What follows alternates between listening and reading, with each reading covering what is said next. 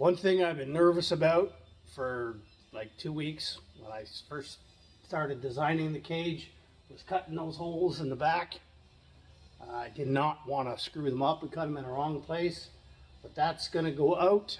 I think it goes out there at a 12-degree angle, and then I got to bend it down to a 45 to go to the back frame rail. So there's my holes. Yeah, like I said, pretty nervous moment. Chopping into my good truck cab, but hey, it's got to be done. Anyways, what happens there is 1.5 inches goes in, butts perfectly up against the main hoop. I'm going to put a bend in it here, and I could oblong these holes even more and go with a 45 straight down, but I like the look of a bend here, and then I'll go down to the frame.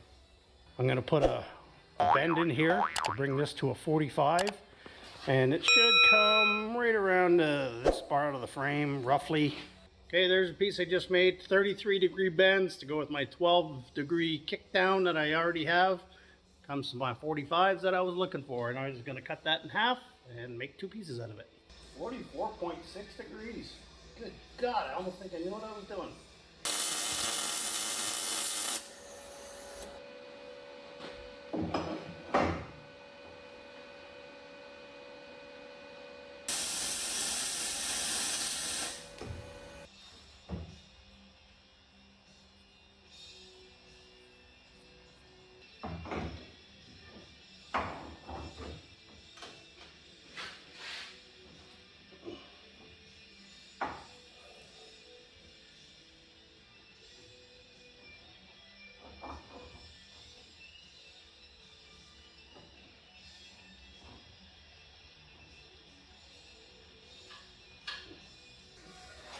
Kind of a weird curved part of the frame.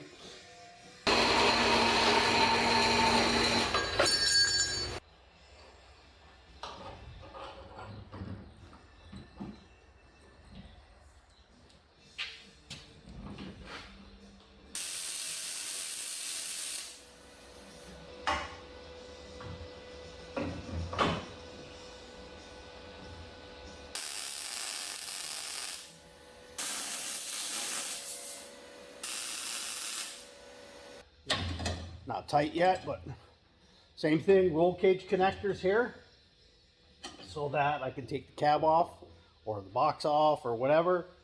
I just put 2 bolts in down the bottom here. I figure that'll be enough. If I need to add more, I can always drill more and add more, but 2 should do it. The next logical step will be to put my front bars in. I do have to mock up the fenders here real quick so I know exactly where they are before I go putting these front ones in. It's the biggest brake booster in the world for the smallest engine compartment.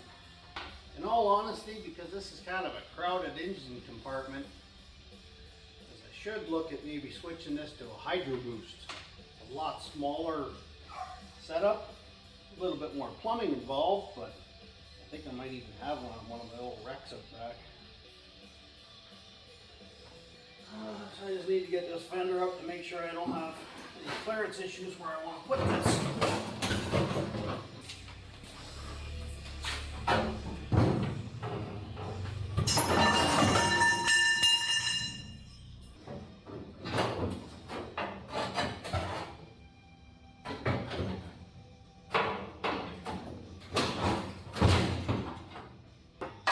Yeah, this piece has been work in progress. It was pretty rough.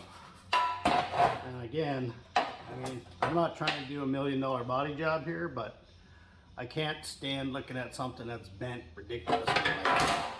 This here was all crinkled and bent on both sides.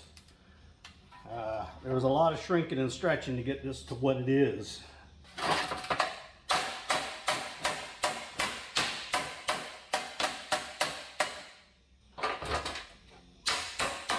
Dolly's just big enough that every time I hit it, my finger gets pinched. Well, it's a heck of a lot straighter. And again, I'm building a rat rod, not a show cart. And then of course, that piece bolt was supposed to attach to here. Now that it's straight, it actually will. Well, it helps be able to see it and know what you got to work with without having to build it and then cut it out later. Yeah, I wish I had a motor to throw in to mock it up. That side won't be hard. There's nothing really there. This side with that master cylinder, you gotta be pretty precise to get where I want to go. This is why I went with 1.5 inches, because it's just narrow enough that you can do this.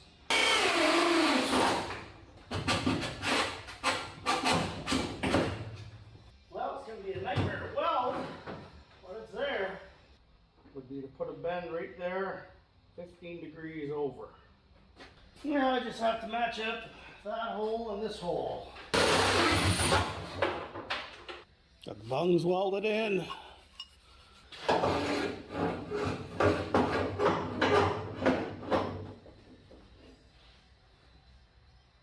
Woo, that's still warm.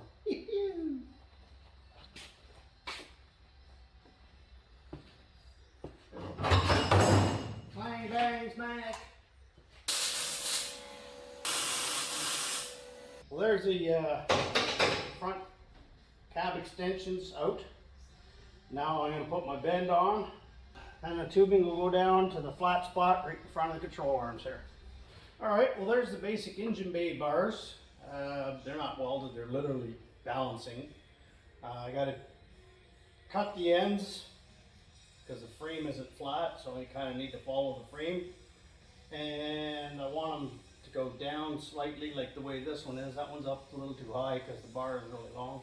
I think what I'll do is I'll measure them up, tack them in, pull the fenders, and then weld them proper. Alright, fenders off, everything's tacked. I can go ahead and finish welding this up.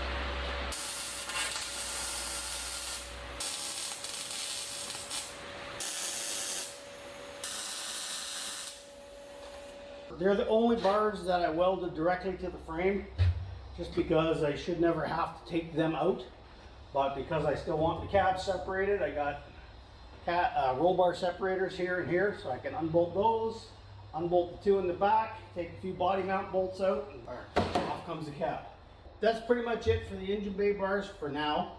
Once I get the motor and everything mounted in here, the radiator, and I know where that's sitting, I'll probably put a front hoop around the radiator, and that'll incorporate that as the radiator, the top rad mounts. Okay, I got the crossbar made up.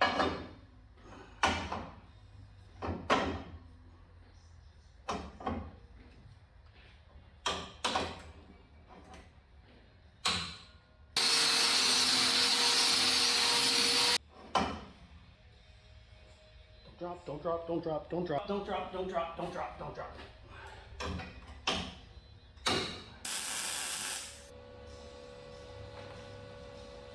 Once again, it helps to turn your helmet on. Just throwing that out there. There's heat shrinkage for you. Trying to pull it away on me.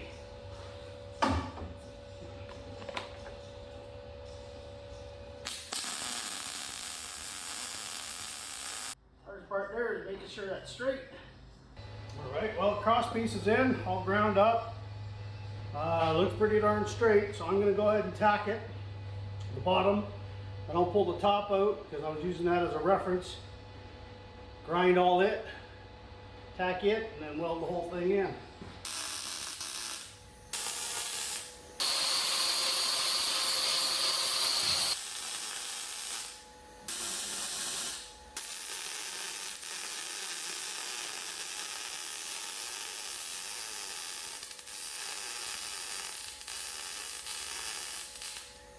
I'm gonna get my fat head in here. Well, I'm happy with that. So, pretty straight. I mean, it's gonna come up a little bit, maybe another ½ inch, but when it's going by at 110 miles an hour, who's gonna notice?